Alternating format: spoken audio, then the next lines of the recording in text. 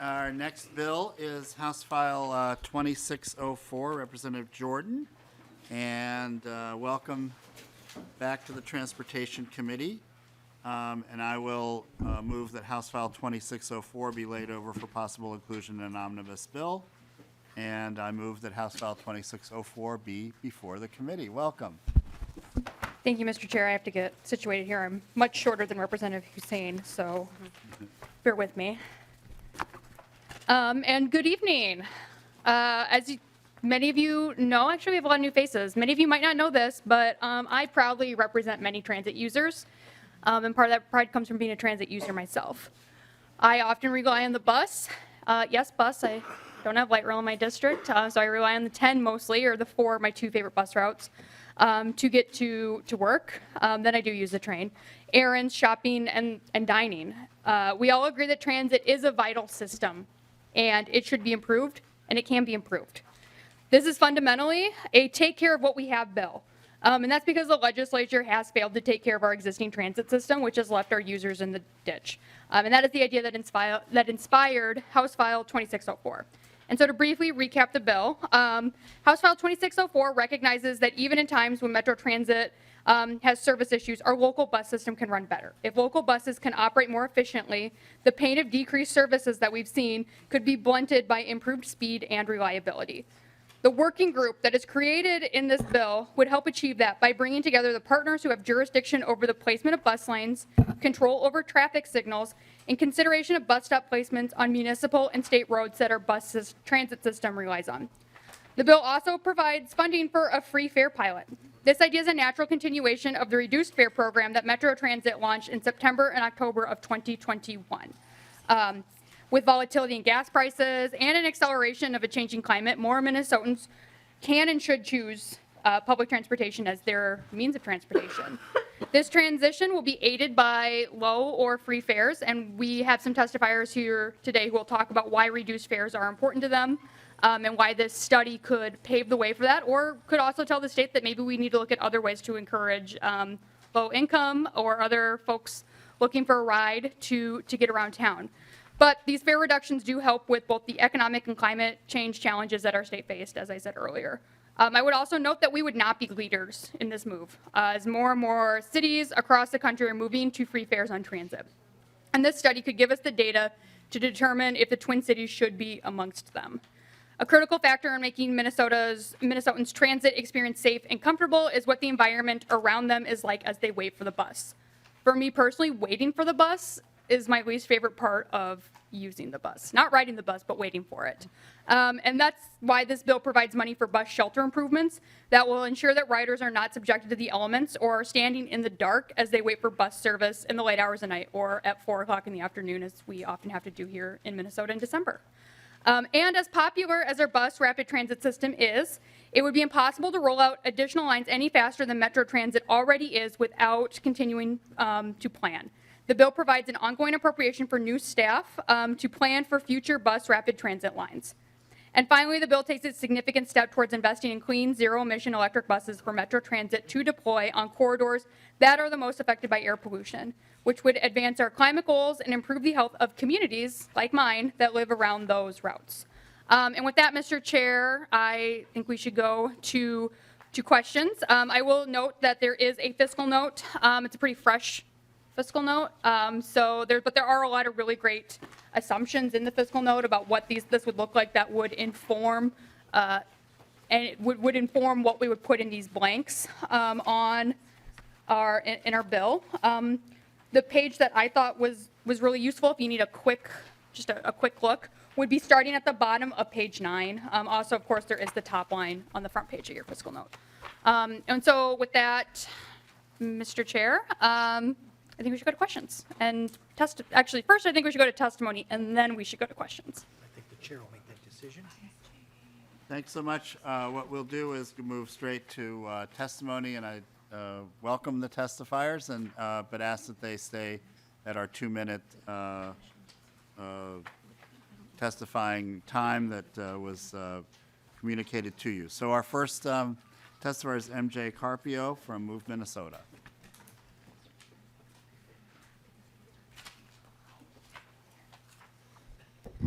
Good evening to the House Transportation Committee members. My name is MJ Carpio, campaign manager for Move Minnesota.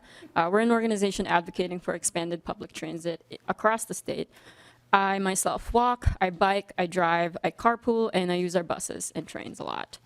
As you may have heard, ridership is continuing to recover to pre-pandemic levels despite a transit operator shortage. And because there is a shortage, it's all the more important to implement transit signal priority system planning, which we already have the existing technology for, actually, and arterial bus rapid transit planning to reduce customer wait times and improve travel time. To further improve our system, alongside those items are transit shelter improvements, transition to zero-emission buses, and transit fare elimination pilot program. And I'd love to discuss how each of these items contribute to a better system, but I'll touch on the fare elimination pilot program and the BRT planning since they're the most unintuitive. For a pilot study reference, in Boston, they've found that eliminating fares can actually save money by saving time, because fare boxes operations and enforcements are clunky and time costly. That's pretty much true across the country. And they've also found that with bus rapid transit and all-door boarding, there are significant fuel cost savings. So at Move Minnesota, we're very excited to see the data on the service and price elasticity effects with present and future customers alike. And on the outside, this bill might just seem like it's for improving local bus service. But at the heart of it, it is about the freedom of mobility by providing frequent, accessible, and reliable means for people to get around. It's about equity by providing more travel options when the annual cost of car ownership is at least 6 times greater than the cost of a transit pass. And as Representative Murphy correctly pointed out at this year's Transit Equity Day hearing, car ownership isn't the only thing affected by inflation. It's everything. So why not help with this? And it's about health, by helping to reduce greenhouse gas emissions in the transportation section, which remains to be the #1 source of pollution in Minnesota. So this bill might be local, but it's a good model for the kind of problem solving that similar places in and outside of Minnesota, and even in and outside of the country, could look to. A huge thank you to Representative Jordan for championing the Local Bus and Transit Improvement Act last year and again this year. And thanks to Chair Hornstein for the chance to voice our support. Thank you for your testimony. Next, we have Jesse Case.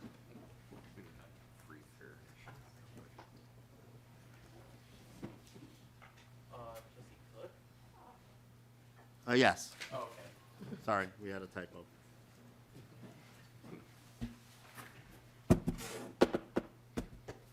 Welcome to the committee, and please state your name for our record. Oh, thank you, Mr. Chair, members of the committee, for the opportunity to testify in support of House File 2604. My name is Jesse Cook.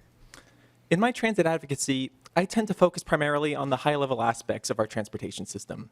Alignments of new routes, frequencies along certain corridors. Details like bus shelter improvements were, at one time, more or less secondary to me. But after my own experiences riding and relying on transit, I can fully appreciate the importance of these more minor elements and how they collectively shape our overall public transportation experience. Transit culture is a reflection of policy. Public perception is influenced by how well we take care of our infrastructure and the extent to which we prioritize our riders. Ultimately, people are comfortable with what's familiar. If transit isn't an everyday experience, we'll be hard put to encourage drivers to leave their cars for any fraction of their total journeys. I mean, this time of year especially, we're asking rather a lot for people to leave the comfort of their sedans with heated seats and toasted buns. The least we can do is offer an alternative with competitive travel time and one that gives the impression of cleanliness, comfort, and safety. This means bus shelters that are well upkept. It means having a dry place to sit while waiting, one that's not buried under half a foot of snow. And speaking to the practicality factor, it means transit signal priority for all rapid transit routes at a minimum. If we want to create a future in which regular transit is part of our culture, these details matter. People will remember the time they were ghosted by a half-hourly bus and left to stand in the cold with no shelter.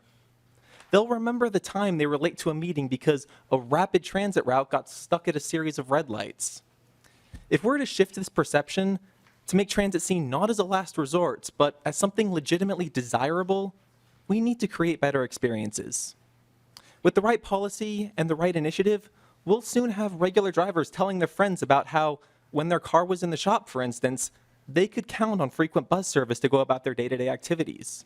Or how they shave time off their commute thanks to an ABRT route that doesn't get stuck in rush hour traffic.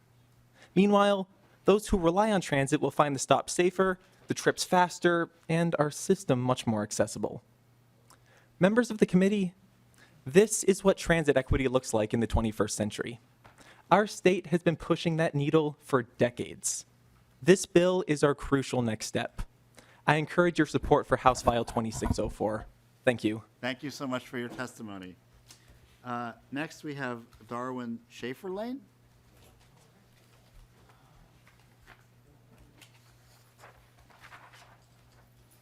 Oh, my apologies.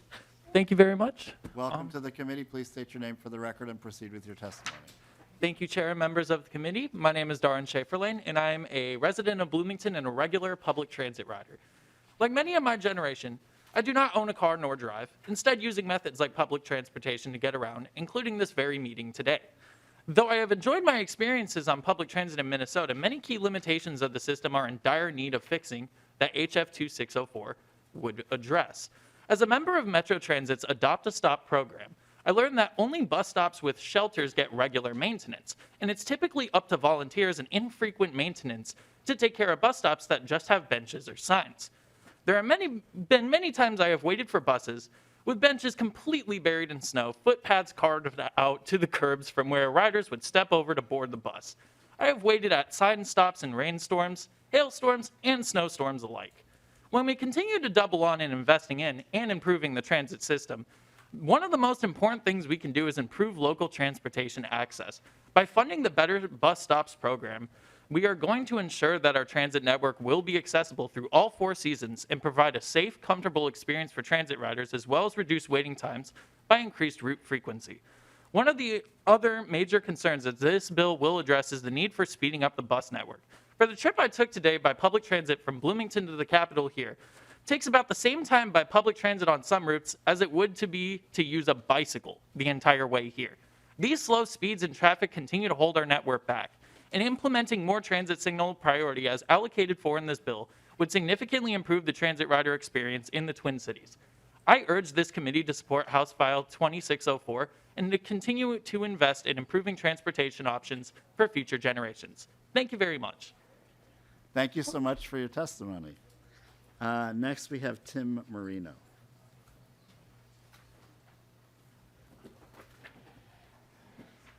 Tim here? Okay.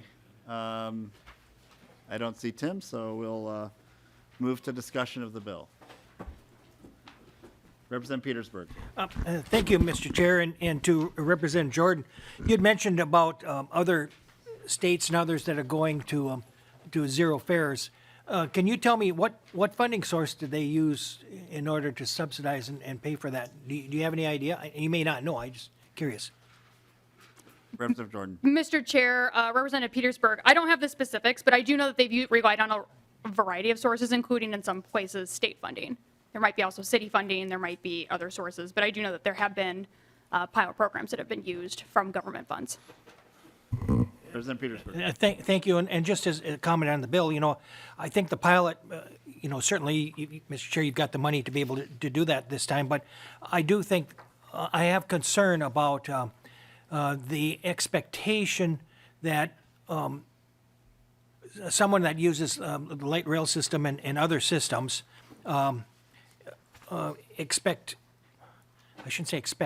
that there needs to be figured out some way that we know that we have to pay for it, because the subsidy for whether it's a buses or light rail or whatever is currently paid by government entities and other things, and it comes from a variety of sources. Going to no fares increases that, and even if we were to be able to cut back some of the cost, those funds still have to be provided by somebody. And it is important for us to know that ridership and those that are interested in this transportation, we need to understand that it's not free. There is a cost. It's a cost by the rest of the taxpayers and others for it. And so I welcome you to try this as well, but I do have some concerns with it. Mr. Chair. Representative Jordan. Thank you, Mr. Chair. And Representative Petersburg, I think those are good comments. I would point your attention to page 5 of the fiscal note where it goes in the middle paragraph here. Has some pretty good assumptions about the fare elimination pilot program. The other point I would make, Mr. Chair, and I know I said light rail because that's how I get to work. I have to take the bus to the light rail to get to here because this is where I work. But you all knew that. But this is about buses. This is about transit and buses specifically. Light rail is great, but really the backbone of our transit system is our buses. And so that's really what I'm interested in. And that's what this bill is really seeking to do. But the top 4 highest ridership routes are the D line, the 21, the C line, and the Route 18. Great. Thank you. And Representative Udella. Thank you, Ms. Chair. Kind of along the same lines, we're going to make ridership free. We're going to invest in nicer shelters and stops, which I agree with. But somebody's got to pay for it. And just have a concern with free rides right now. We're battling crime on some of the Metro Transit, and granted, it's more light rail. I just don't see an advantage on the crime side, especially if all of a sudden it's a free lift anywhere. I know one of the things some of the other legislation was doing was fare checks and things like that, which I agree with. So a lot of concerns. One, how are we going to pay for it? Is it creating a $100 million deficit for Metro Transit? And then just the crime issues that go along with it. Thank you for your comments. Mr. Chair. Representative Jordan. Thank you, Mr. Chair. Look, we're going to pay for buses the same way we pay for roads. Like, roads don't just come by the largesse of some company. We pay taxes, and then we use that to buy roads. That's how we're going to pay for this program. The other thing I would mention is that if you're concerned about crime on Metro Transit, you should want more people riding the bus and riding the train. That is one of the best ways to combat crime, is to just have more people around. That's been shown not only here, but in other places, that the more ridership you have, the better it is for crime statistics. So if you're concerned about crime, let's get more people on the buses. Let's get more people using our transit system. Thank you. Representative Cagle. Thank you, Mr. Chair. And I don't know if this is a question to you or to staff, but the appropriations for the zero emissions bus transit, looking at the fiscal note, that doesn't take into account any of IIJA funding that we could be awarded. I know there is a program, and we would just need a 20% match for those funding. So that fiscal note doesn't take that into account, any kind of federal money? Representative Jordan. Mr. Chair, Representative Cagle, I don't believe so. However, if someone asked me a question about IIJA and transportation, my first stop would be Representative Cagle. And so I would hope that I could come to you to talk about how we could access some of that funding for the bus shelters. Thank you, Representative Jordan. There is IIJ money for zero emission buses, and it's our intention in the omnibus bill to use some of the money that we receive for IIJA to match federal money in order to access those buses. Am I correct on that, Representative Cagle? I believe so. Yeah, Mr. Chair, I think, this bill actually has appropriations for that, so that could probably be used as a match as well. But I know that Met Council did apply for the IIJA funding for zero emissions buses, and so any funding that we can get towards that match is going to make us much more competitive. Thank you. Representative Jordan, there's no one else on the list, so if you have any closing comments. Thank you, Mr. Chair. It's always great to be here in front of the Transportation Committee. This is a really good bill. It's scalable, and this is this bill is grounded in a pretty conservative idea, which is we have a transit system. We should take care of it.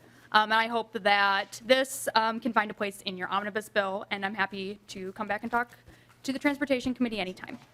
Well, you're always welcome here. Thank you so much for bringing a good bill to us. And with that, members, House File 2604. 2604 is laid over.